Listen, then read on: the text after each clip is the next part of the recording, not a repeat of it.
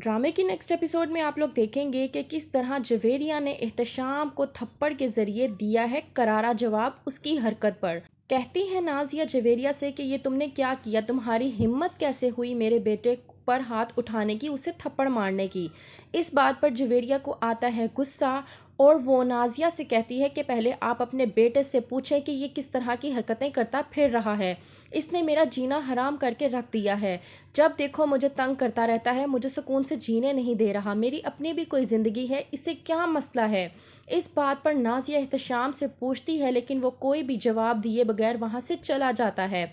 दूसरी तरफ यास्मीन असवद को मनाने की पूरी तरह से कोशिश कर रही है। वो उसे समझा रही है कि वो अनुषा से अपनी मंगनी तोड़ दे, क्योंकि वो नहीं चाहती कि असवद और अनुषा की शादी हो।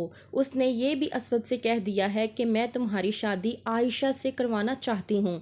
वो निहायत ही नेक, सुलझी हुई और समझदार बच्ची है। इस बात पर असवद शॉक्ड हो जाता है और पूछता है अपनी माँ यास्मीन से कि फिर अनुषा का क्या होगा।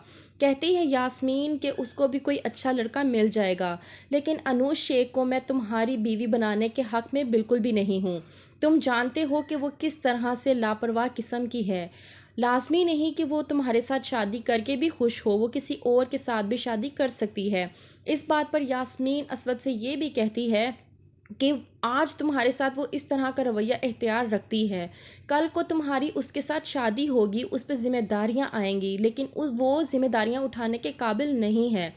और हाँ, शादी होने के बाद औरत सिर्फ बीवी नहीं बनती, बाद में माँ भी बनती है। और नेक माँ अपने बच्चों की जो परवरिश कर सकती है वो अनुष्य बिल्कुल भी नहीं कर सकती।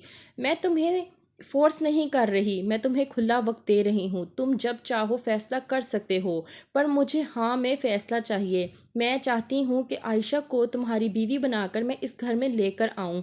वो बहुत ही अच्छी और सुलझी हुई बच्ची है। इस बात पर असवद कहता है अपनी माँ से कि मैं आपसे बेहद प्यार करता हूँ, आप जो कहेंगी मैं वो करूँगा, लेकिन इस बात को सोचने के लिए मुझे वक्त चाहिए।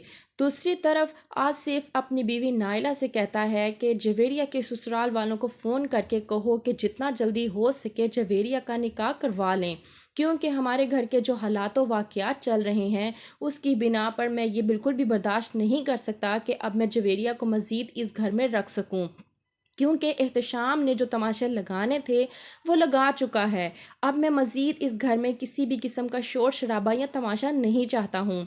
दूसरी तरफ आयशा जब ये तमाम तर बातें सुन लेती है तो वो बहुत हो जाती है परेशान। जाती है नाइला और कहती है कि मेरे बस में होता तो मैं पहले तुम्हारी ही शादी करती, लेकिन ये मेरे हाथों में नहीं है। पता नहीं तुम्हारी किस्मत में क्या लिखा हुआ है। इस बात पर आयशा अपनी माँ को तसल्ली देते हुए कहती है कि इसमें आपका कोई कसूर नहीं है। बेशक बेहतर प्लानिंग करने वाला हमारा अल्लाह है। एक हमारी प्लानिंग होती है और एक अल्लाह की, लेकिन बेहतर प्लानिंग हमारे रब की ही होती है।